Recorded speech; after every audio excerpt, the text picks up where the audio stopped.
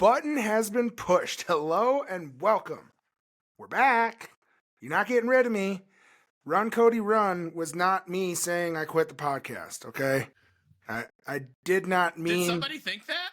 Dude, many people thought that. Really? I had did not know over that. half That a is dozen messages being like, is the podcast over? And then, of course, we went to Magoo on Thursday. So then I didn't answer any questions from anyone for like an entire day. And it just like, stupid. So my original idea was we went to the Grand Canyon for the weekend over spring break. And Nicole, we were driving back. She goes, "Oh, Monument, blah, blah, blah, is only 30 minutes out of the way." And I was like, "What's that?" And she's like, "It's where Forrest Gump was filmed, the running scene." And I was like, "Oh, we're fucking going." Like, she knew that was the reaction. Like, yep, I got to film something stupid. Let's do this. Yeah, oh, dude, and something stupid was filmed 1,000%. And I originally told her, I was like, "Oh, I'm going to put this up as an April Fool's Day video, joking that I am quitting the podcast." That was like the joke. That was my original intention of posting the video. And we were talking about this as we were driving home. And she's like, "You don't want to do that because you won't be happy with what people say when you post that." Yeah, 100%. That is 100%. And I thought about it and I was like, well, fuck, she's right. So I'm just going to post it today on whatever day I posted it. And I was like, yeah, fuck it. And then, but it was a funny video. It was still good. But fucking Magoo, bro. So, yes, this is what we're going to be doing now before every episode is we will be having a little bit of Shay and Kodi time. I felt like in the last couple of weeks, there's been transitions. We've been chasing all the guests that we can. Sometimes, obviously, you'll see that Shay isn't on the interviews. You're either having fun or you were at work. And actually, I quit my job today. So both of us... both living that unemployment life, baby, right both now. of us are currently unemployed at the time being. I am taking a different position so that I can have more flexibility with this fucking thing so that I can continue to do that. Shay is getting a new job. We won't know what his schedule looks like, but we will know that we'll always be able to have these pre-show conversations, banter, chat, whatever, no matter what, right? We have a great guest for this week. I won't string you along too much on who he is, but we can get to that in a little bit. But what I want to talk to you with, buddy, because we got to spend some time together Thursday and Saturday, us and the crew, we went to go see our boys, Magoo, open for the Billy Failing Band. Man, that was so much fun. And, you know, we always say this because we're such big fans, but I mean, I really mean it when, like, they you know, nobody's questioning whether or not Billy Failing Band's going to perform well. They've been around. Failing's in some other band, I think, that's pretty popular. I can't remember what they're... It's like William Sings Bands or something. Yeah, I can't remember what that other band he's in, but I hear he's a good banjo player.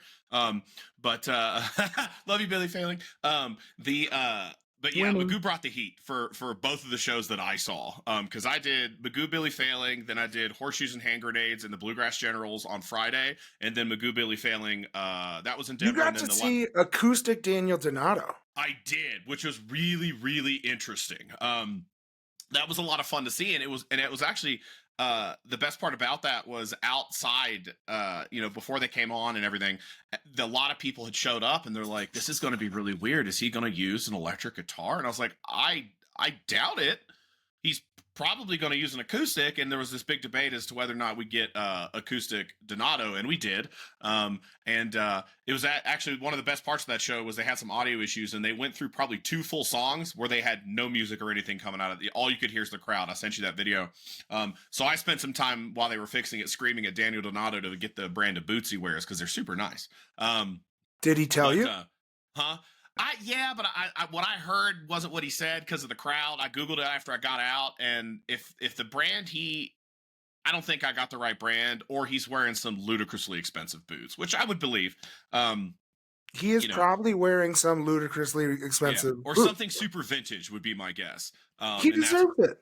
Yeah, of course. Yeah, it's awesome. But yeah, that was really interesting to see. You know, I ended up having to dip before the end of the second set for the Bluegrass Generals. I got Tell them why. Tell the people why. My back hurts. Okay. Fucking old man. You want to know what I'm going to start doing? What I realize I'm going to start doing when I travel for shows? I'm going to bring a heating pad. That's where I'm at. I turned 40 in August, and I'm bringing heating pads with me to shows so that I can sit on a heating pad after I get out of the show. and like, we'll be at shows, and I'll start like doing stretches and stuff. And Cody's like, "Oh, there it is." And every now and then I'll have to like wander off and lean against a wall or something. It's funny because your back sucks, but my hip was fucked up. So when we were at Andy Frasco and he made us all get on the ground. I remember that. I didn't know how fucked up your hip was, and watching you try to stand up after Oh, taking that dude, picture, it looked like it hurt. it's so bad. So when he made us all get on the ground, I told you as we were getting down, I was like, I need to use you to get up because I knew how fucked it was going to be. But I was like, God damn it, Andy Frasco, I'm going to get on the ground for you. But yeah, no, so your back's fucked, my hip's fucked. We both turned 40 in August. Jesus Christ, what's going on here? Fucking getting old sucks. Did you see a little Donato connection? Did you see the glimpse of someone on American Idol last night? No. Sugar Leg, bro. Yes. Sugar Leg. They didn't show him singing. They didn't show anything other than like his intro in front of the judges. And it's like, I'm Sugar Leg. And then one of those hillbillies was like, what's a sugar leg? And it's like, God damn it. I'm a Nathan Aronowitz. Like, fuck off. Like, God damn it. But like, how cool is that? What was really funny was in the Cosmic Country Facebook group, somebody was like, I've seen American Idol, and if he gets on and goes far, he's going to leave the band. You know, it was so fucking great. Sugar Leg's wife jumped right on there, and she goes, I assure you he would never leave the band. That's adorable. That was pretty fucking cool. But that'll be fun to see somebody in the scene, like on a big show like that. Yeah, that's awesome. And his voice fucks, and he rips the keys, like and the guitar. The dude plays, and he has his own. Because like as they were playing the Bluegrass Generals, I know that Sugar Leg was playing his own show. I think they're in Nashville, where he lives back there, or whatever. But it was super dope. But I digress. Back to my boys and Dobro Daddy Dylan. Give it to me, Dobro Daddy. Give it to me, Dobro Daddy. Yeah, that was so much fun, and I was so happy to see. Wait, now let's listen, because my wife was like, you're going to see the same band that we saw 2 weeks ago, and yes, we did see Magoo open for Shadowgrass 2 weeks ago, but what I will tell you was there was a fucking huge snowstorm, and they were playing in Colorado Springs, which is about an hour to an hour and a half south of the metro. The more I think about that drive down, the more I'm like, I can't believe we did that to go see to go down there. It was harrowing. Oh, dude, it was so bad. And then me driving home from Frisco on the way home. Shit, yeah, how was that? Fucked. So fucked. But it's okay. We went slow. I told Tyler's like, you order us a fucking pizza in Silverthorne. We're going to go pick it up. We're going to eat the pizza and drive down the hill and get home. And it's exactly what we did. We got there. But God damn it, I don't even remember what I was talking about now. But on...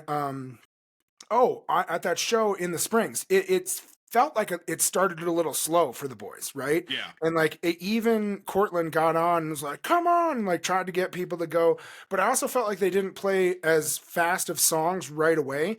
On Thursday and Saturday, they fucking came and they fucking killed it. Like just came out full burners. It was so much fun.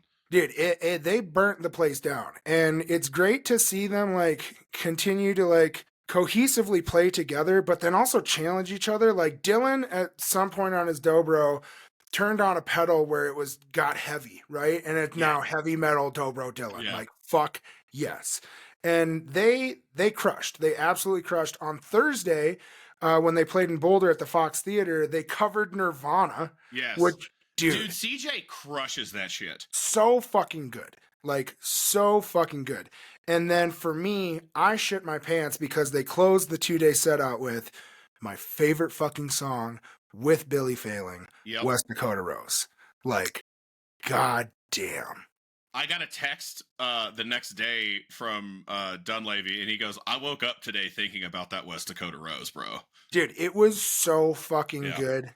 And of course, I gave it a good old Cody, let's fucking go. Yep. They're getting the other thing I noticed about that set that was really fun was we've talked about this during the show and after the show about how like you see and this is true for any band, you see the same band that plays a lot of shows like that, and that you get to see that. That's why I love that incremental. You're better and better and more comfortable and more comfortable. And you know they've also got Denton just joined the band recently, so they've got a new member and they're still filling each other out. Anytime you owe me my kiss, boy. Yes, I blew him a kiss and he saw it. Oh, I know. He was cracking. He had to turn away from you because he was Yeah, fucking laughing so hard. um, Oh, dude, but you were outside or upstairs. Dylan was on the side. Magoo was done playing. Billy Failing was playing. Played a song. Walked over to the side. Talked to Dylan. Gave him a 1. And I go, "Don't fuck it up, Dylan. You got one more song till he comes on stage." Like, dude, and he's fucking laughing. And I just love that we give them shit, but then they fucking kill it, right? And it was super special to see them. Everybody asked me, "Oh, who should I go listen to?" Magoo is my fucking answer, will always be my answer. But the Billy Failing band was also fucking amazing. dude, Silas yes. Herman is a fucking shredder. Like, certified shredder. And then Tyler Grant, flat picking, like, that dude can fucking play. Somebody in the That guy crowd was is calling him, everywhere. but dude, Like, somebody in the crowd is calling him Timu Trey, and I could not stop laughing because, like, yeah. fuck. But like, he's like so sweet and he's so good. And he just had an album that came out a couple days ago, so check that out. And then Jean Luc, the stand-up bassist, he's from the Fretliners, right? Yep. And dude, they fucking killed it. And Billy Failing, he played a few of his own originals that sounded fucking amazing. He sucked the teat, bro. He sucked the teat, and it was great. And we need to continue to suck the teat because he played fucking Loser. He played Birdsong. Like, that was both in those shows in Frisco.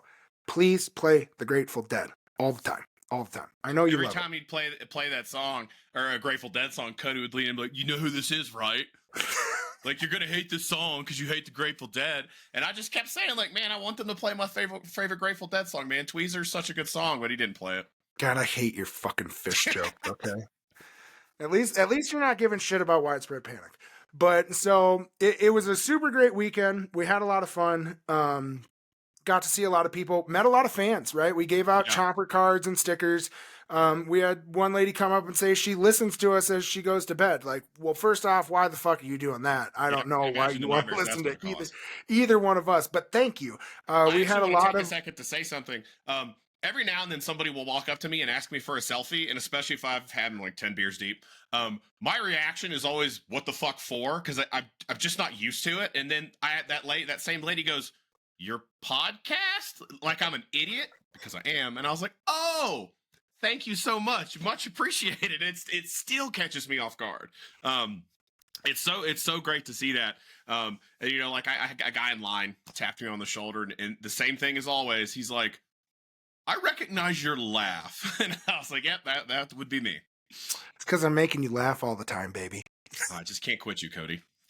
You're not allowed to. Quit I fucking know. around. It's a little abusive, but I like it. So we've been chasing a lot of things. We're obviously not giving up. We are going to continue to evolve and change the podcast as we have more time. You're going to see things are going to start changing around here. We have super big plans for our growth, and as we continue to do this, we thank everyone that's been listening to us. We have a bunch of amazing guests. We're actually going to start an interview with a musician that was sent to me through one of my buddies on Panic Stream, and was like, "Hey man, you need to check out this band." And I listened to them and I was like, "Oh wow, they sound great." And then I listened to a song. I was like, "Holy shit, I've heard that song before." And so then I started going through and I actually went and found my old iPod, and the band was on my iPod. So That's it was awesome. super cool, fun to connect. But yeah, I know that you just fucking woke up, so hopefully you're prepared to talk to this guy, and Yes, we'll get some shit I'm done. ready. But let's I check got it my out. booby mug. Boom. I feel like that's fucking perfect, right? Yeah. So we're back again, and here we're going to untangle a new guest. We are very happy. What? Dude, I got dad jokes. That's what I do. I love it. I got That's a dad great joke. jokes. You can't have a band like Yarn on, and Blake is with us. Blake, how's it going, man? Going great. Thanks for having me.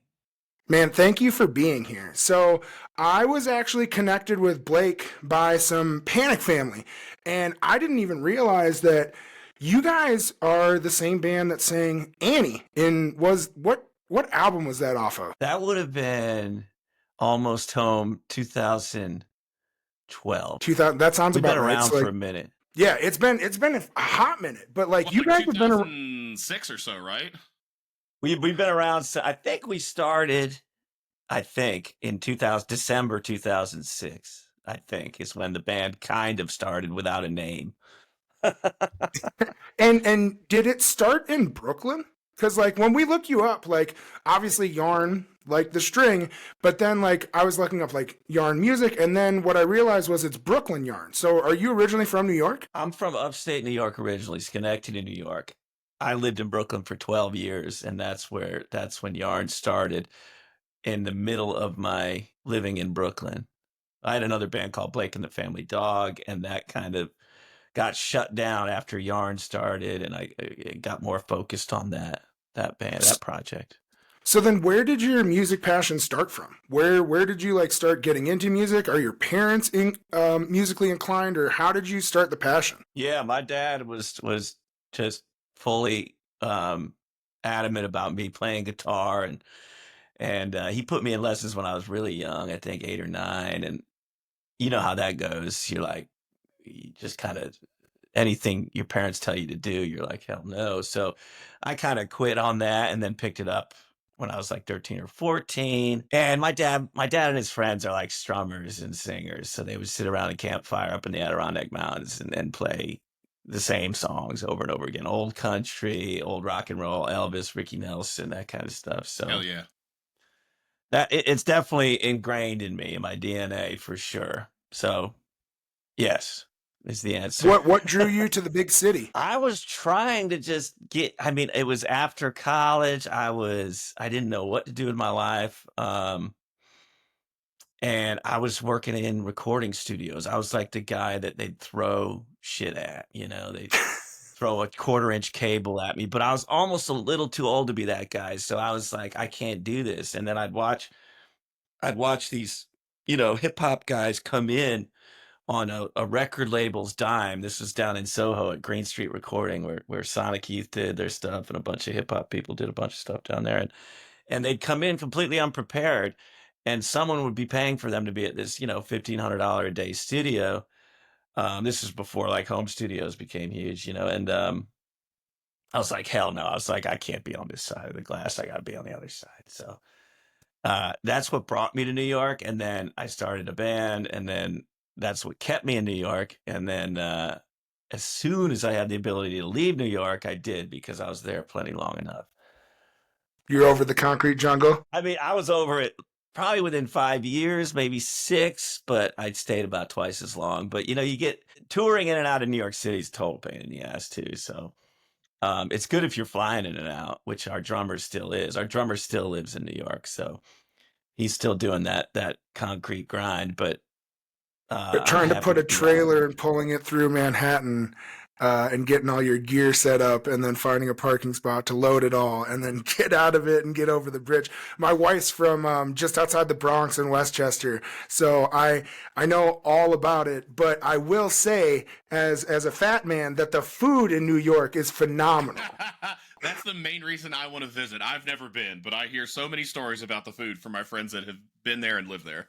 I'm telling you that, yeah, I can't find a restaurant I go to twice in Raleigh. And that's where I live right now, in Raleigh, North Carolina. But in New York, you don't want to go to a restaurant twice because there's so many good ones. It's like the complete opposite. I hate to be so cold to my current hometown, but No, yeah, I mean, I'll shit all over Denver's food scene. They claim to say that it's great, but it's really it's not. And it's like, man, how much traveling have you been, or how much flavor have you really had? Because it's like, I was living in a suburb of Denver, and the #1 rated restaurant was like Chick-fil-A, and it's like, are you kidding me, you guys? Oh my God, I know. Like, stop this! It's like, stop this! I'm not going to comment because I am a garbage person. I consider myself a sommelier of trash food, and I will go to McDonald's at the drop of a hat. So you're talking to the wrong guy about good food taste. Hey, at least it's consistent, right? Yes. But what's kind of funny about like food and taste of food is it's the same thing for like music, right? Like, there's so many people that go to like these big bands and this big sound, and that's all they listen to, right? And they never really go outside of anything else, and they don't really go to those smaller mom and pops or those upcoming places, or places that may not be as tried as much. So when you moved to New York and you had your one band, you started transitioning to yarn, you are now like starting to build your brand. So how was that journey coming from upstate, being in the big city, and then like first off, like as a band, you have to like find your members and find your sound, right? And then you have to like start finding your fans. Yeah, I mean, I had no idea how to answer that question other than it just happened. I didn't want to. I was working a day job, desk job, 9 to 5 or 10 to 6. I can't remember, in Midtown on 42nd and Madison. So whatever I could do to forget about that is what I was doing. So that was music. So I just played and played and played. And in New York, they're like, you can't play 3 weeks before a gig or 3 weeks after a gig in the same borough or whatever the hell they used to say. Oh And wow! I'd So be they like, had Ooh, they radius had clause. I'd be yeah, they like, had bullshit, we can't. Cause I mean, nobody, I mean, Watch me, baby. who's gonna know what I'm doing? So we would literally book like 4 nights a week just around town, and I didn't, yeah, that whole thing. And then there were 45-minute sets. I was like, I can't play a 45-minute set, so I'd get a gig in one of those rooms, and I'd be like, can I please get two sets, and I'd just talk them into that, because playing for 45 minutes is like, that's torture for me, but it all just kind of jived. I didn't know what I was doing. I didn't know there was an Americana music scene. I didn't know there was a radio outlet for it. I didn't know anything. I knew when I started Yarn, I was like, oh, I met this mandolin player. I was like, I want to do something like the Garcia Grisman record. I don't that's have awesome. that much talent on guitar. Um, that purple disc. I go, but I'm writing a bunch of songs. Let's try that. Let's do an acoustic record, and we'll call it Yarn and whatever. And then we always had like an electric sound live, but on the first two records it was all acoustic. So it just kind of, everything happened real organically. There was no like, uh, other than me saying I wanted to do that first record with that in mind, like.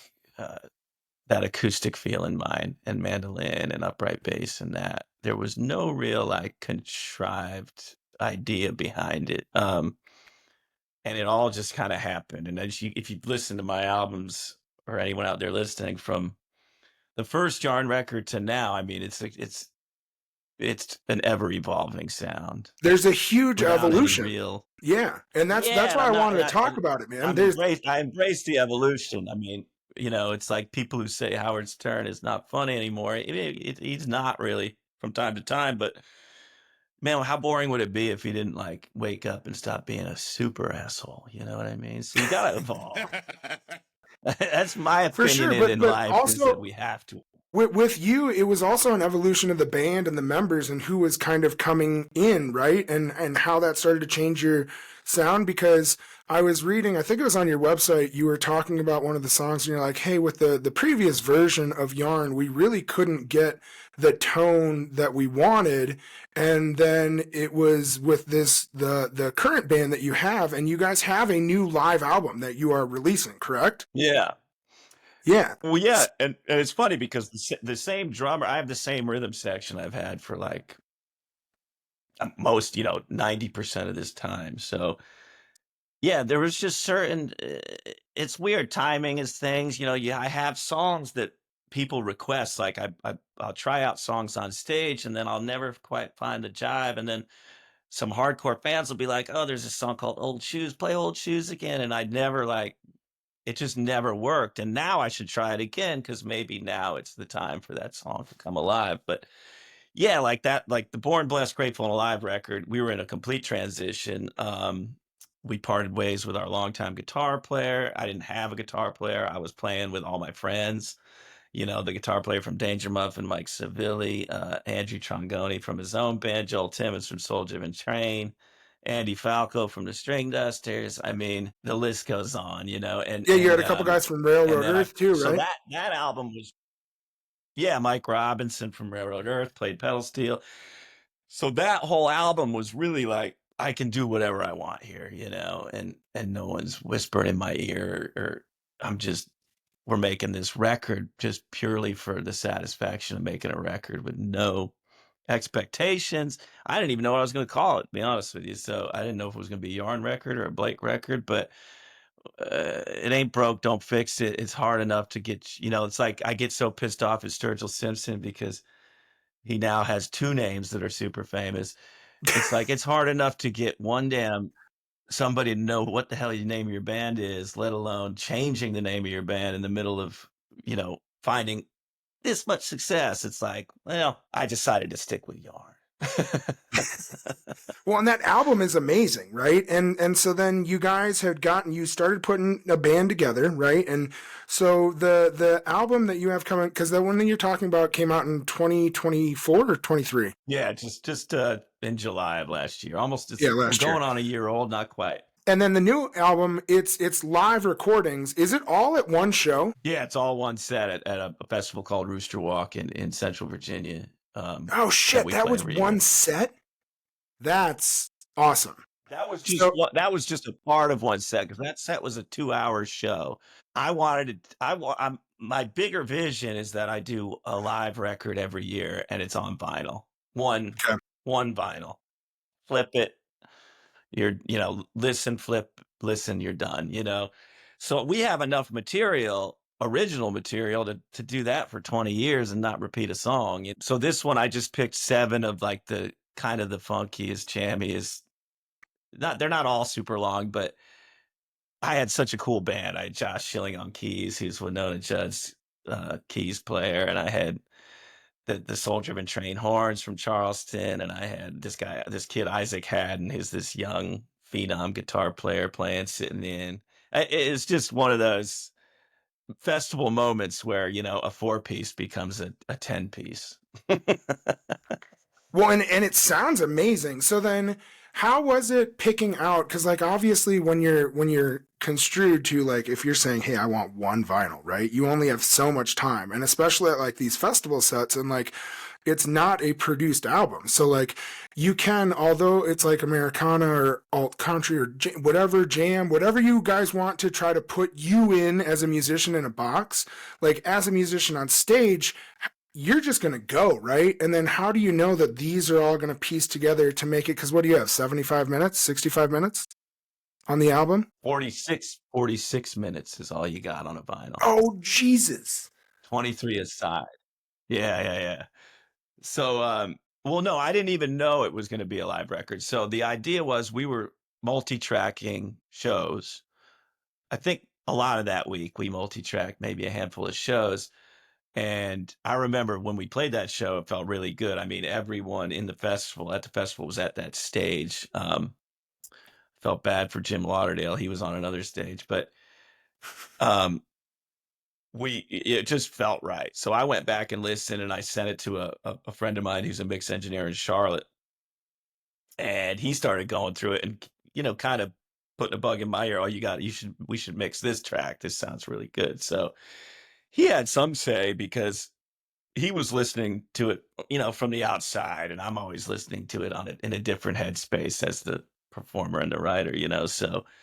So he did recommend a few songs, but like the first thing that happened was that the song "Wake Up," which is the last song on the live record, and it was just like this moment in time that can never be repeated. So I was like, oh, once, and I put that out there as a video. A guy did a 5-camera shoot on it, and everyone was like, you got to put this on. We need this on Spotify, sir. We need this on streaming so we can crank it up in our cars and whatnot. And so the fans also inspired me to start mixing that record. And then we just worked it out so that it fit onto vinyl. I think there was a few edits to make it shorten some of the songs to get it on the vinyl, but there was no, it's all live. And then so like when you're feeling those moments and you like have that aha of like, oh shit, like this is the one. Sometimes your fans tell you, and sometimes you feel something, but then maybe it's not like accepted by your fans, right? Or they're like, oh, that's not as cool as you think. Like,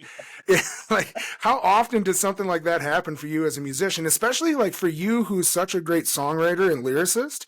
I think that people may not know the depth of your songs and what you're singing about, which is definitely something that's super cool to me. But then to ask someone who performs like that, like you just said, like, hey, I'm listening to it as a songwriter. So like, what is it in your process that you're listening for as a songwriter to your own stuff? Yeah, well, for the live record, I was definitely more listening for a feel of a live show. So, the songs are obviously some of our popular live tunes, but maybe they're not the most introspective or thought-provoking songs.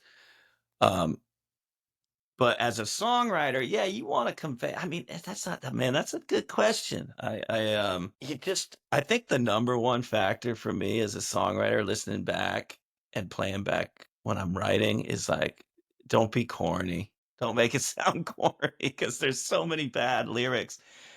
What's funny about that though is there's so many bad lyrics that are in like Grammy-winning songs. I mean, but Yeah, so like pop country is full of it's them. weird. Oh, it's the worst. I mean, it's like one cliche Like, you're after. gonna tell me that you think my tractor sexy isn't a deep lyric? I mean, and I've got no problem with non-deep lyrics. Trust me, Yeah. like I love a good. I mean, shit, I wrote "Cocaine Bear" for God's Yeah, sakes. dude. Yes. Okay. Thank Um, you. I was going to bring that up. there's nothing. There's nothing deep about that song. Well, I'm what's all so for a good stupid song. and I love that about you because I was like, and I'm going through your YouTube videos, which is a great archive for people that haven't checked you out. You have all sorts of great content on there for people to check out. And I was just checking things out, and then I saw Cocaine Bear, and it's this little cartoon, and I'm like, oh fuck, maybe that's like a. And I'm listening to it, and it's your tone, right? And it sounds so good, but then you listen to the words, and you're like, motherfucker, how did that happen? Was it COVID, and you watched the movie, or because what the fuck? Blake, like what? No, the song almost wound up in the movie. I wrote that song years before the movie was even an idea. My friend in Virginia sent me a New York Times article about the Cocaine Bear from like the 80s or whatever it was. And he said, I think this is right up your alley. So I read this article that he sent me. He texted it to me. And then I sat down. I wrote that song in like 5 minutes after I read the article. And then people started talking about it. I was like, this is weird. Like, I never heard of this story before. I suddenly write a song about it. And then the people are talking about it on podcasts, not my song, about the story. And then the movie gets announced. And I'm like, well, shit. I had no real intentions of recording the song, but I'm like, there's so much press behind this movie. I'm like, I got to get in the studio. And I was working on Born Blessed, Grateful, and Alive at the time.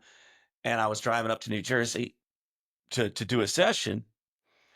And I just texted my engineer. I said, new plan. We're going to start with this song. I wrote it a few years ago and it's really stupid, but maybe it'll do something for us. So we recorded. That was the first song we recorded. We kind of fast tracked it, got it to the studio that was making the movie. They sat on it for a while, said, we might use it. And then ultimately they didn't use it, of course, story of my life. But it became one of those kind of, cult songs that we never play, but occasionally will. When's the last time you played it live? I think I did it at my festival acoustic. I do a songwriters in the round every day to start the music. And I think that's the last time I played it was by myself. But it's cool because at my festival at Yarnival, like everybody knows every damn song. So like the whole place is singing, which is fun. And is that the Yarmy? That's the fan base is the Army. Yes. Yes. Yes. I love I'm that comfortable name with for the that. It's heads. Bring it on. I need so many more members of this army just to survive. So please get the word out for it. Let's go. So you were talking about like just putting it away in the vault, right? And like never thinking about it coming out. So is there anything else like hidden in there, like a ketamine horse or something else that you have waiting for us? I got yes, a ketamine LSD jellyfish. Like it's a meth monkey is Yes, coming thank next you. year. All right. Alliteration makes it stick. It's just what we gotta do, right? Like we're all fucking idiots at the end of the day and be like, oh my god, bro, meth monkey fucking rips. Like, Yeah. like that's I mean, whatever clicks. I mean, like I said, I'm all for a dumb lyric if it's just dumb enough. but that's also like the polar opposite of what I would expect to talk to you, because like going in and reading the lyrics of some of your songs and like the connection that you have, and they are deep, right? And so like and what I wanted to talk about was some of that process for you, some of that pain that you go through. Obviously you talk about like a lot of love and heart and things like that. So like where are you drawing these from, and like how is it for you? Like you said you wrote Cocaine Bear in 5 minutes. That's understandable, right? But like some of these other things you probably really have to put some work into. I don't like to sit on a song for a long period of time. if it doesn't get finished pretty quickly, it probably won't get finished. But and I don't put too much pressure on like the perfect anything really. I'm a little bit lazy in that regard, but I guess you really want to just kind of the best part about being me or being a songwriter is when someone comes up to you and tells you what a certain song meant to them or what it got them through or whatever. I mean, that's like the payment we're getting. That's feeding our soul, especially in such a niche band that I'm in that most people don't even know about. So you're getting paid in that emotion really. And so Do you have I one? Do you guess there's an have a addiction memory there. of someone coming? Do you have a memory of someone coming up to Oh you my that? god, I've got tons of them, but I had with our song Love Hate off This Is the Year. I mean, that song is And pretty isn't that the one that shallow. opens the live album? Yes. Yeah. And that song is really just about someone the song was originally written called It Hates You. There was no love in it. So I was just really bitching about someone I hated. Yeah. That I spent a lot of time with. and so, and then I was like, well, I can't just say hate you. So then I switched it to love and all this. And I just kind of made it a little more acceptable and not so mean.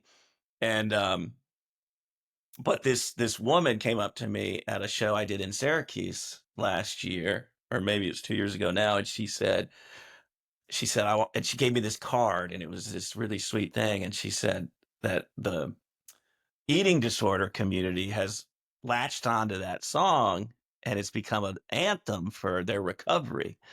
Oh, And that's awesome. That's heavy, but that's awesome. it's super heavy. Yeah, And yeah. she's sitting here telling me this, and it really just exposing herself in her most vulnerable state to someone she doesn't even know about a song that I wrote about just hating somebody.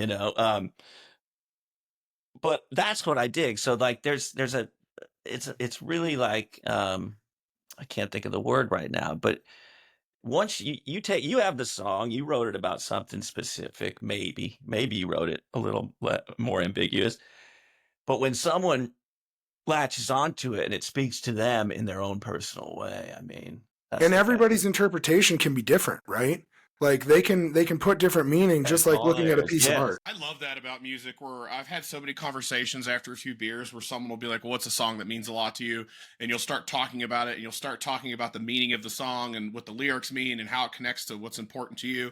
And then your buddy across the table's like, that's not what that song's about. What are you talking about? You're an idiot. And you've both got completely polar opposite ideas of what you're listening. Like same lyrics, same music, Yeah. but what it represents for everybody is completely different.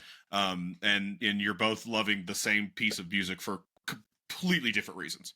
That's the goal, I think, is to be able to. I mean, the goal for me is so we don't feel. I mean, the goal for me listening to music is to not feel alone, to relate to somebody that you don't even know, that someone's speaking to you, and you're like, oh wow, I'm not alone here. I'm not the only one who feels this way. I mean, that to me is what it's all about. I mean, I do write story songs like Cocaine Bear, Bobby Weeks, and stuff like that, and those are fun, fuss and fight and just silly party kind of songs, but the ones that really, yeah, the ones that hit people and especially the ones that hit people in a way you never imagined, like that's what they took from that song is so cool.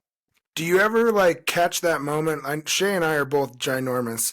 So like you see the two of us out in the crowd just like ugly girl crying to your love hate song. Do you like have those moments where you're looking out in the crowd and connect and you can see that, oh fuck, this is that person's jam? Oh yeah. Yeah. I mean, especially when we're out, somewhere we've never been before and there's only 20 people in a room that holds 300 because those 20 people are there like they know your music and yeah you can see it hit them like that. And that one I remember that there's a few songs that I get people crying on regularly, and I hate to that sounds horrible. It's like the guy from No, but it just shows Hannibal the depths Lecter of your who like lyrics and the emotion of shot your music. children's tears, like he got off on. And I'm Scott like that Tenorman, guy, like I want to make you cry. Scott you're gonna cook his parents in some from chili South and Park serve it there. to him later. Um, but that shows the depth of your lyrics, right? And that's what's so cool about it. And so I was wondering, like, it's fascinating to me that it's a, like you said, oh, if I don't finish it, then I just put it away. So it's relatively like, it's also therapeutic for you, I'm guessing, to like get this stuff out and write it, right? Like, I fucking wrote this because I just hated this person. I just wanted to get it out in a creative way. It's Yep. interesting to hear. It's my therapy for sure. I mean, yeah, I probably need therapy. I've never been, but thankfully I'm writing music and I mean my and on a different note, like my wife gives me a whole lot of material like um for writing as well, especially the last, 5 records. A lot of what I'm out here preaching and saying is comes from her just spiritual knowledge and outlook on life. So Well, and it's great that you said that I take because some of that too.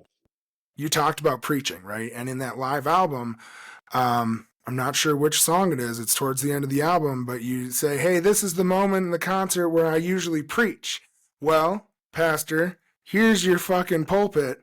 Let's hear it, right? So, like, what is it that you're talking to people about? And what did you mean? Because when you talked about it in that live album, you talk about the love of music, right? So, like, what is it that you're preaching? I guess I'm preaching in the most generic terms is to live, I mean, if anything that the last 8 to 12 years has made me, it's made me way softer, way more open to, spirituality, kindness, everything, like a total tree hugging hippie.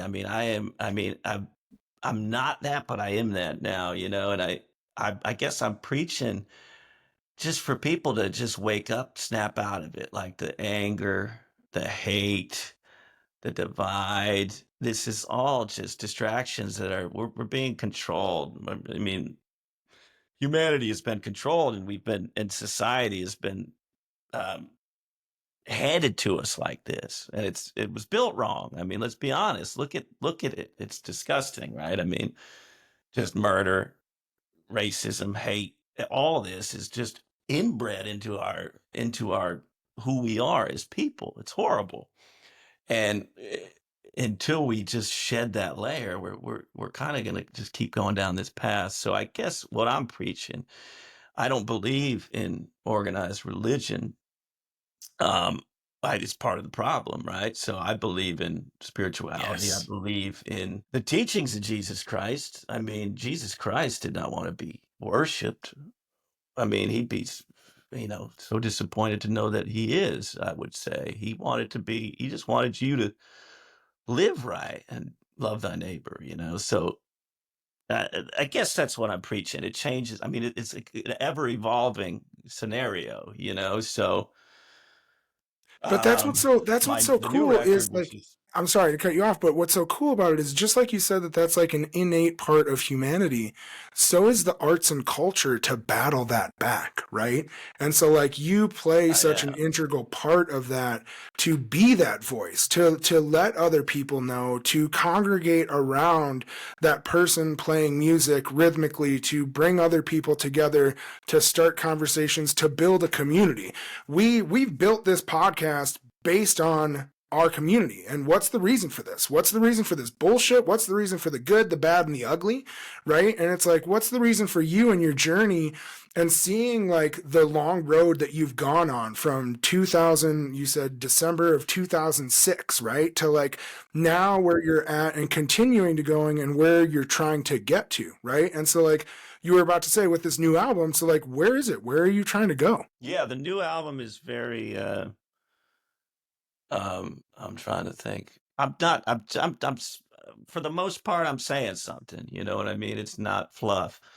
I mean, right now the tentative title is Saturday Night Sermon, and the record starts with the song of that name.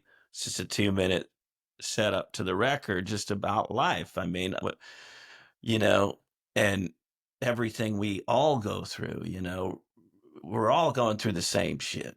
And the poor people and the rich people and the black, the white, we all have the same human struggle. It's a different degree, Some people are born into horrible lives and faced horrible tragedy. Some people don't, but we all go through it relatively, you know? So I guess I'm just trying to, like I said before about writing a song, is trying to just make people feel not alone. I mean, I don't have one single answer for any of those big questions, but it's fun to try and answer them more positively than doom like. You know what I Is mean? is there So is that's there the one goal. song that really sits with you that you're like, I fucking love that song that you wrote? I've got several on the new record that I'm loving. And there's one like super simple song that I like. I took probably half the lyrics out of it after I wrote it, just called "Good Things," you know. And it's about it's probably gonna be the second track on the album, but it's just about focusing on that side of life, you know, the good things, not the bad and sad and lonely times, and just to think about. I mean, I have a house, I have a car, I'm not waiting at a bus stop. I mean, I have all these really beautiful things in life that are like privileges, you know, and I got to be grateful. I can't be angry, you know what I mean? And uh, God, I struggle with that so bad of sometimes. course. Like it's and like I recently got canned at my job, and yeah, it's whatever. Jobs come and go, but there was like a solid week there where like the rage was just boiling to the point, Yeah. because the whole thing just felt like I got short-ended, and God bless Kodi and all the guys we hang out with put up with all of my immense piles of massive bullshit for that week. Because I was thinking Wait, about let's this. We get were the term correct. He called it toxic positivity. Yeah, Okay. these guys are always telling me how great it is, how awesome I am nonstop. You shut up. I don't want to hear that when I'm in a bad mood. Dicks, oh, Well, these guys love me so much, blah blah blah. But it's one of those where you just can't see that, you can't feel it, and it's so hard. So yeah, this is my public apology to anybody I pissed off over the last 2 weeks. My bad. But but it's so hard to keep that perspective, and it's kind of what's the reason for this one. I was telling Kodi, like, I did that 3-night show run that I just got off of, and just being around all those people and that are so loving and accepting, it gives you that ability to stop and say, like, actually, I could be asleep under a bridge right now and things aren't that bad, so I should just shut up and be happy, because that's just where you're at. And you just said that, and it's such a struggle sometimes, and I love that you come at it from that perspective. well, I try to. I mean, don't get me wrong now. I mean, Nobody's perfect. Everybody has bad days. If you caught me on a bad day, you'd think I was the most miserable bastard on the planet, to be honest with you. Like, I'm serious. I can feel Kodi agreeing with that statement through the screen. So, I mean, but you're talking to the it's hard same guy. sometimes. Me too. Yeah. And the funny thing is like a lot of my songs come out of those moments you're talking Mm-hmm. about experiencing. My like depression, my poor me, my self-pity. That is like, goddamn, I could write down a list of them, of the songs that's where they grew from, you know? Oh So boy, I the was, intrusive thoughts are so fun, aren't they? well, I know. And then when you it's good to get them out. Like even just talking about it just there, you're like, how ridiculous it is to, I mean, life is a matter of controlling your reactions to things, right? The more you can react positively to situations, the happier you're going to be. Um, so it's really just about reaction, right? It's And also trying to understand your I don't experiences know how too, to right? bottle that and sell it. Yeah. And like your anger and frustration, it really comes from a drive and a want for something else, right? And then it kind of is like resentment of like, well, why the fuck is this happening to me? Right? Like I've done this and Yeah. I've done that. Why is And it happening to me? Why isn't it happening? Yeah. right? Yeah. And so it's hard, but what's beautiful is like the more that we talk about this and openly talk about this, other people see like, hey, regular people like Shay and myself, musicians like Blake, like it doesn't matter where you are on the status ring or what you're doing in your life, like we all are human beings and these emotions are part of it. And I think that's why us as music fans fucking love the music, because there's so much. It can make us cry, it can make us dance with joy, right? And everything in between. And you can find these songs in these communities for what it is. And so it's really cool to do that. But like for you guys, you have been evolving and growing for almost 2 decades, right? And you built a fan base and you're trying to get more in the army, right? And so it's like, but you're also evolving and trying to figure that out. And so you're picking people up and dropping other people off, and then you start figuring it out. And what happens is when we come together as a community, we're like, oh fuck, because it was really fun for me, because what I always do for all of our guests is I fucking scour the internet like a psychopath, right? And I like try to find anything based on musician or band name, and diving through Reddit and reading alt country subreddits from 12 years ago talking about like, oh, this band fucks, right? And then they're like talking about specific songs. I'm like, oh, okay, I'm gonna go listen to that song. And it's like, that's fucking awesome. But what happens is we need to talk about it more, right? Just like we need to talk about mental health, we need to talk about bands, we need to talk about music more, we need to give people more exposure. For you guys as you go, because you're about to start another tour, right? In 4 days. You're going to get out there, you have to sell tickets. So what has that process been like, and how has that been going? Oh, that's just, it's the brutal part of it. It's the high highs and the low lows, you know, and the longer you do it, it felt like for a while, like in the middle of this yarn experiment, you know, I was cynical and bitter, and I was not in a good headspace, you know, so like the highs weren't as high as they should have been, and the lows were lower than they should have been. So is, you know, manic depressive career time is what I was in. And so selling tickets is such a nightmare. I still worry about it, but I also am better at getting past it. Well, that and the fact that we're selling more tickets, thankfully. But I swear it's a lifelong challenge for a band like us. I mean, maybe something will spark and we won't have to worry about that. But you did see where like the Black Keys had to cancel a tour. I think Jennifer Lopez had to cancel her tour because, you know, it's selling tickets even for the most famous people out there is still hard. So yeah, it's part of the drag, but it's also seeps into my music. You won't hear me talking specifically about tickets, but if there's some bitter lyrics in there, it might be about that. Yeah, but that's where from we our need. experience, that's true. Kodi and I put together one benefit show at a bowling alley with local bands to benefit hurricane victims, and we put how quickly did we have to put that together, Kodi? Listen, motherfucker, I put this together in 4 weeks, and I sold 225 or 250 tickets. Yeah, I was happy with that. Okay, I set a very low bar. We were like a couple weeks into it, and we're like, all right, well, this is a lot more stressful than we were anticipating. It's stressful. Man, it's like I tell, and I'm doing a festival now. Yeah, you're doing Yarnival, but like I was gonna say is for people to understand, it's like if you were the bad kid in high school, your parents went out of town, you threw a party at your house, and you're like waiting to see like who's gonna come over, right? Like, are people gonna come to my party? Like, is this gonna? And then if they don't, you're like, well, am I not cool? Like, I can only imagine the mental anguish that you get from that, from the ticket aspects. But there's also so many factors that go into ticketing, and like who's playing on the other side of town, or what's going. Like, there's so much shit that goes into it. But that's why I always tell people, like, hey, if you like a band, if you're gonna go on a fucking Reddit thread and say this band kicks ass, go and message Blake and say, hey, how can I help you for your show in my backyard? Right? Because then it's not just him that's doing it. I will respond. Yes, that is one thing I respond. Yeah, anybody wants to help, you'll hear back from me. I even respond to hate mail, so have at it.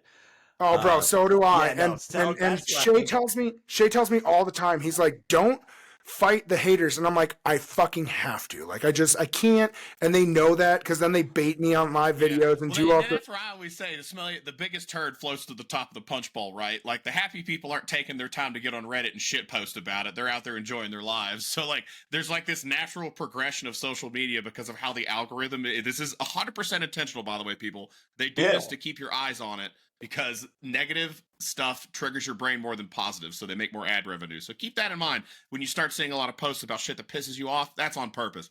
But it just all that shitty stuff comes to the top, and you're like, you know, They and get like, you. yeah, I've gotten into it a couple times too, and that's when I was like, nope, I can't do it. My blood Never pressure can't again. take it. I've been baited maybe twice, and I've regretted both times. But you're also a fucking masochist because you're starting the Yarniverse, right? So like you're like, oh fuck, selling tickets. Well, Completely. now I'm gonna do a festival. So like, what's going on? Is that in October? Because well, first off, let's get back to the tour. You start Yes. in April. You're going all over the place, right? We're going all over the place. Yeah, we're going east to west. So Yep, I'm looking at the dates now. You guys are all over. yeah, which is good. I mean, you know, while we're out west, I'll send the band home for a week and a half because we don't want to be all in the van for a month straight anymore. You know, that's too much. But my wife and I'll stay out west and just hang out for a little bit, celebrate our birthdays. But getting out there that's the best thing we can do. You guys are in Colorado, right? Yep. Yes, sir. You got We'll two be out shows there here in Colorado. early June June, so- 7th. June 7th, you're playing somewhere in Denver, which I hate you because that is literally my daughter's 6th birthday. And then the next day, you're playing at the Palisade Bluegrass. That's right. That's right. I think we might add one more Colorado date. I'll keep you posted. But Get shit done, yeah, Blake. We'll get people there. I can promise you that we can get people there. If I can get people to come to a bowling alley without fucking any notice, we can get people to come and show up to listen to your awesome music. Yeah, we were gonna do a club show in Denver, and then Denver's our top Spotify market, our top one. It has been for years, and I'm like, it's ours too. You know, so so I mean, but then we wound up booking a couple festivals, but it's a little more of a no-brainer. I don't have to worry about ticket sales with that, but yeah, Yarnable on the other hand, I have to from now till October, I will be sweating every ticket. My event notifications will pop up. It's like I need to get this out of my hands, like maybe one more year, and then I can just pass it off to somebody else. But so let's talk about it. Where's the venue? Where are you guys holding it? This is at Pop's Farm. So the last 4 years, it's been at a smaller private farm called Alder Creek, right outside of Charlottesville, Virginia. My friends, the Wyants, they started this venue on their own property during COVID to help bands and all the, they never kept a dime for themselves. They would do donations for camping. And so that year, 2021, was that what it was? Or 2020 going into 2021? I can't remember. 2020 was COVID. 2021 is coming out of COVID. Yeah, I think it was that New Year's that I did the first one, and it was like your bowling alley show. I mean, it was last minute. We were like, screw it. All sorts of shit was still getting canceled. There was no way we were canceling. And then we're like, all right, let's do it again next year, but let's do it when it's a little warmer. So let's do Halloween, because the whole idea is like, the alternative arts as well. It's music, and it's also burlesque dancers, sword swallowers, magicians, mentalists. No, it's fucking wild. This year. That sounds awesome. No, the pictures are insane. I'm telling you, go on to YouTube. Yeah, it's super fun. It's just, I mean, it's like any other event. You're competing with 9 million different things, and so we're trying to grow it. I mean, the idea was to move it to Pop's Farm, which is where that festival Rooster Walk is. You know how you sell the tickets, right? Dusters did their. You tell them you're going to play Cocaine Bear. Tell them you play Cocaine Bear as an encore. Just hold them. I will. I will play Cocaine Bear, and there'll be some great band. I mean, Susto's coming this year. We've got Brock Butler from P Groove. He's got a new project, his own band, and he's coming. And it's gonna be bad. It's gonna be badass. The music is gonna be really killer this year. It's gonna be kind of on the rock side of things. And Brock will obviously make it a little bit jammy and a little weird. Well, talking about jammy and a little weird is that come out east.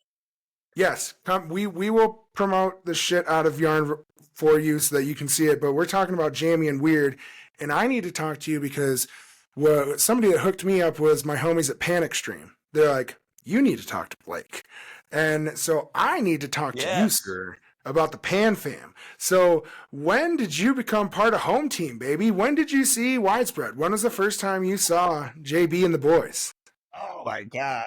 You're not even gonna believe this. So the first time I saw Widespread Panic was when I realized that you could be a famous band and no one buys tickets to your shows. I didn't realize this was the thing. So I went to see Panic for the first time was at a place called Saratoga Winners in Latham, New York, a place that I used to play with my high school band. You would sell your own tickets.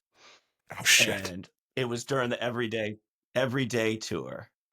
And now they weren't selling their own tickets. They were beyond that. But as a high school band playing this club, we had to sell our own tickets.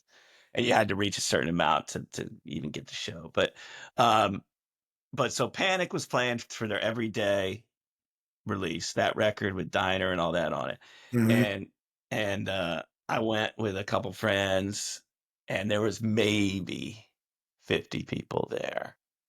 That's fucking insane. And it was awesome. I can't imagine a show like that out here. The fan base out here for that kind of stuff is so intense. Like that's wild. This was 1993 or 4, I guess. For Okay, it's a while 94? ago. Okay. Gotta be Or 94. 95. Yeah. Every day, yeah. No, Panic that wouldn't happen to Panic now. But then they played it in my hometown of Schenectady at the theater, this beautiful old theater called Proctor's Theater. And I went back and I saw them, and there were even less people at this show, this beautiful, huge theater, and they're just wailing and crushing it. And I'm just sitting in the middle of the theater like no one's around me, my feet up. It was pretty amazing, you know? And honestly, that was, I think, the same year or 1 year after the other, and that's the last time I saw him. So the last time I saw Panic was when everybody was still alive, and I have not seen him since. My guitar Oh player just damn, went you and haven't saw seen him at since Mikey left? St. Augustine. No. Wow. You're a true And 1.0, my or as the guitar player, fish kids would say. well, Andrew Trongoni, my guitar player, is in the studio right now in Richmond with Dave Schools doing a record, doing his Yes, solo record. I was going to ask about that, and because like he's just promoting it, Yeah, we so will he's doing get it this right out now right as away. we speak. Yes, and he's doing live Yeah. videos. He's showing Dave. He's checking. So, what do Yeah. you know? Some of the details of that project? Is that his solo gig that he's doing, or what's going on there? That's his solo record. I've heard all the songs. It Andrew's got he's just a killer guitar player, first of all, but he's also a killer songwriter, killer singer. It's so nice to have. It's like I was almost playing with a bunch of frontmen as my sidemen for a while for the last couple years, but it's really nice to have him as a frontman as your sideman. I mean, it's just really cool to have that badassery that he can do it all, you know? So yeah, he's worked with Dave Schools before, like right before COVID hit. Him and his brother did a record, and it kind of just fizzled because of COVID. I don't think they never even put it out. COVID hit. His brother went to rehab. You know, his brother was like, Life "Screw it, I happened. can't tour anymore. I'm gonna wind up dead." Andrew also got sober right after joining Yarn. He got sober just to keep himself out of trouble, and yeah, it's gonna be cool, man. I'm trying to think who he's got. Well, Josh Schilling is playing keys on it. I feel like he had one of Marcus King's guys playing bass. I think Marcus King bass player, and then obviously Dave's producing. I'm spacing on the rest of the band lineup. It's but not that's your just 'cause I'm project. You old. shouldn't know all the fucking details, but it is pretty fucking awesome, and it does help with exposure for you guys, right? Like it helps continue to get. Oh yeah, yeah. I'm hoping we can ride his coattails. You know what I mean? Well, I just I wanted to wish thank you. Widespread had more opening games. Yeah, well, I mean, but that's what's crazy is like, so, and like, obviously, so our podcast was built from the Billy Strings thing and scene. And what happened is like, the first time we saw Billy, he was the undercard, right? Like he was with Green Sky or he's with someone else. And now it's crazy because these bands, they get big, but then guess what? They don't fucking have openers for other people, right? So it's like, well, how do other people continue to get up and get on there? But what I found out is that it's usually with sit-ins, right? Or doing stuff like this where they produce and it's like, oh, hey, somebody from the band is going to come in and sit in at your set or do this or do that. Do you have any fond memories of times that you've been called up on a stage or sometimes that you've called someone onto stage and had like a special moment? Oh, every every time we call someone on stage. It's awesome. I mean, uh, just having Andy Falco on stage playing electric guitar where everyone sees him playing acoustic. That's the best because he's a badass telly player. I just remember first time I played with Vince Herman. You know, I was a Leftover Salmon fan when I was a kid, when I was in college, and this is probably a dozen years ago now, but he got on stage with us and played one of our songs, and you know, he's just a character, a larger than life guy. That's amazing. I mean, uh, you know, anytime Tim Carbone gets up and plays fiddle with us, it's badass. I mean, there's so many. I mean, and even so, Andrew can't make one of our shows next week. Actually, our Brooklyn Bowl show, and so Madonna's guitar player is going to play with us. Oh wow, that's fucking wild. That's pretty Pete fucking cool. Pesco, yeah, I know.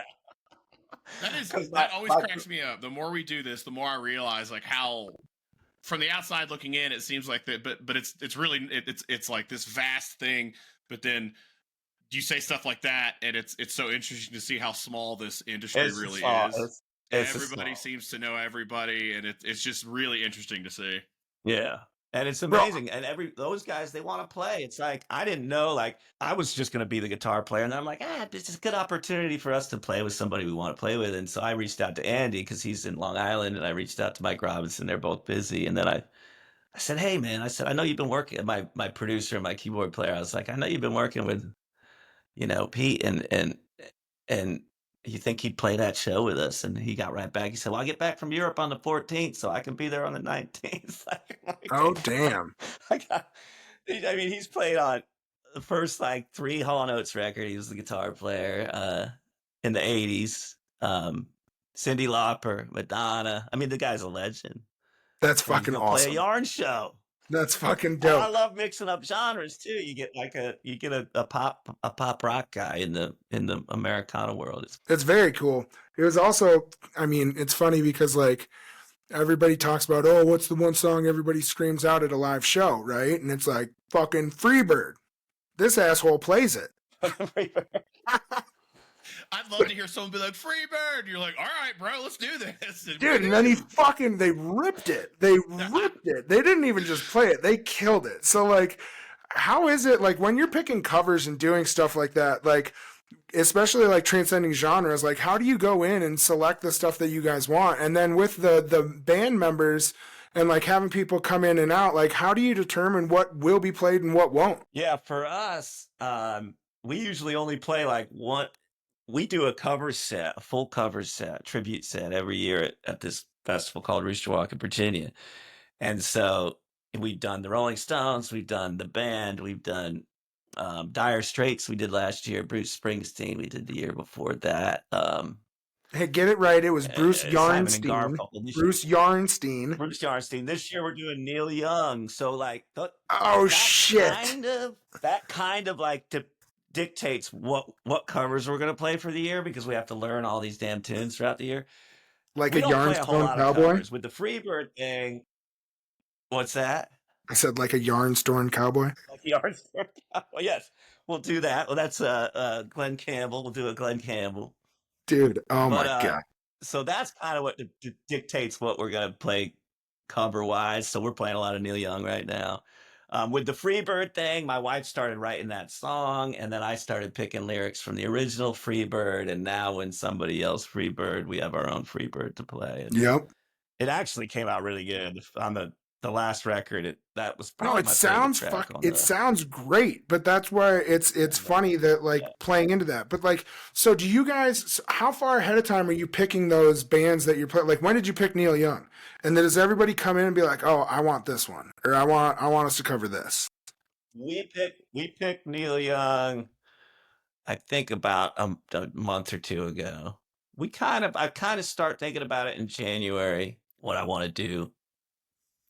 And then this year in particular, so Josh Schilling, he's on the road like nonstop right now, and he's started a new band with O'Teal, that they're putting a record out. So he's super busy. He texted me, he's like, Blake, make it easy this year, because Dire Straits wasn't exactly an easy band to choose. But when I was a kid, I loved Dire Straits. I loved that live record, Alchemy, And I was like, let's do this. I like the challenge. I like a good challenge. So this year, I mean, you know, it's way easier than Dire Straits, but it's, I mean, probably a lot more popular too. So not only are we gonna, you know, play it well, and it'll be easier, but I think it'll be received pretty well as well. So that'll be at that's Rooster like Walk. one I saw that that'll be at Rooster Walk closing down the festival. But I saw that the Harvest Moon tour. That was one of the shows that I saw when I was a kid.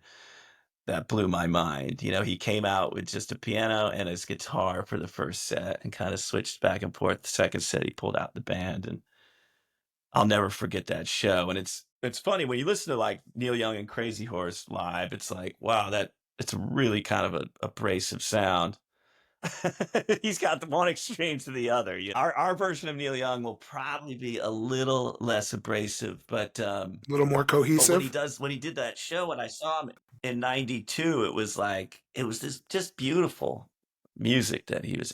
It's funny. I mean, he runs the gamut. He's got every facet figured out, and we'll try and do him justice. That's awesome, man.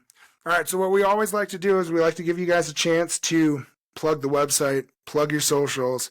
Where can we sell tickets to Yarniverse? Where can they go buy merch? Where can they check out tour dates? What do they need to do, Blake? Tell the people. I'm telling you, it's real easy to find us. Brooklyn Yarn pretty much is our handle on everything. Instagram, Facebook. Our website is yarnmusic.net, but even if you just type in Yarn Band, Yarn Music, it'll take you right there. That'll take you right to the Yarnable site, which will take you to tickets to come see us at Yarnable, where you can see nudity, sword swallowing, a plethora of good music that was curated by yours truly. If you don't like it, you got me to blame. I can't promise you big names, but I can promise you quality names and people that are just as good as the people you're paying thousands of dollars to see. Go support And local you're only bands. paying 1,000%. straight. I mean, Jesus, the talent is immeasurable. It's out there. It's crazy. Well, we can't thank you enough, buddy. Just We go really find us. And we really appreciate you taking the time. You will go find them at Brooklyn Yarn. We'll put it on all of our socials. Be sure to check them out. Thank you so much for the great conversation. We'll catch you guys next week. love that.